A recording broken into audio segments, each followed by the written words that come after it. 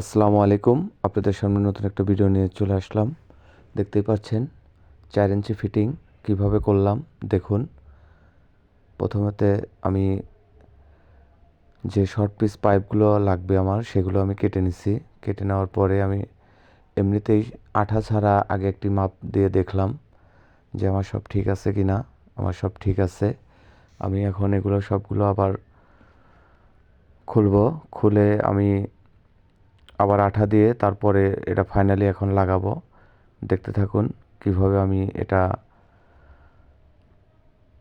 আঠা দিয়ে লাগাই। আমি এই যে এখন যেটা লাগাচ্ছি লং ট্যাপ, এই বিল্ডিংয়ের আসলে এই লং ট্যাপগুলো চেঞ্জ করার জন্যই নতুন করে আবার কাজ করা হচ্ছে, নতুন পাইপ দিয়ে নতুন সব কিছু। আগের যে ফিটিংগুলো ছিল সেগুলো বাংলা ফিটিং ছিল, সাইফনগুলো বাংলা থাকার কারণে প্রত্যেকটা এই দিয়ে পানি চুয়ানোর কারণে আবার নতুন করে আমি এই লাইনগুলো আবার করতেছি। 3টে বাথরুম, এর আগেও আমি একটি বাথরুমের ভিডিও দিছি। এটা দ্বিতীয় বাথরুম, এটা ফিটিংসের কাজ চলতেছে। দেখতে থাকুন। আমি লং টেপটা আঠা দিয়ে সুন্দর করে লাগালাম।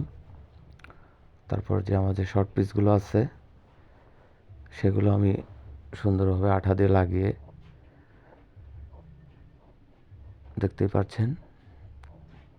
দেখতে থাকুন। আরেকটা এলবো লাগাবো এখন, এবং এর সাথে অবশ্যই আঠা লাগানোর সময় একটু প্যাচ দিয়ে লাগিয়ে দিবেন, ঘুরাবেন, তাহলে আঠাটা চারিদিক পাইপের সাথে ছড়ে যাবে।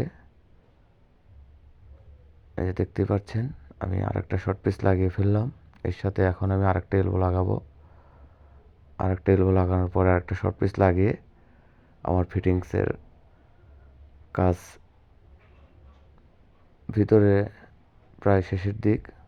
দেখতে থাকুন কিভাবে আমি এটা ফিটিং করি। আমার এটা ফিটিং দেওয়া শেষ। আমি লেভেল দিয়ে দেখতেছি আমার এটা সোজা আছে কি না। সোজা আছে, সব কিছু ওকে। এখন আমি এটা ফিটিং করব। ফিটিং করার আগে আমি এই যে ঢালাইটা দেব পাইপ, ঢালাইটা জানি কোনোভাবেই নিচে না পড়ে যায় এবং ঢালাইটা জানি নিচ থেকে সুন্দর হয়, সে কারণে আমি আগের থেকেই এটা মাপ দিয়ে কেটে রেখে দিয়েছিলাম। এই যে দেখতেই পাচ্ছেন এখন লাগিয়ে দিলাম। লাগানো শেষ, ফিটিং ওকে। এখন এই কাগজটাতে ওয়্যার ক্লিপ মেরে দেবো। ওয়্যার ক্লিপ মেরে দিলেই উপর থেকে ডালাই দিয়ে দেব। দেখতেই পাচ্ছেন আমি এই যে ওয়্যার ক্লিপটা মেরে দিচ্ছি। ধন্যবাদ সবাইকে। আসসালামু আলাইকুম।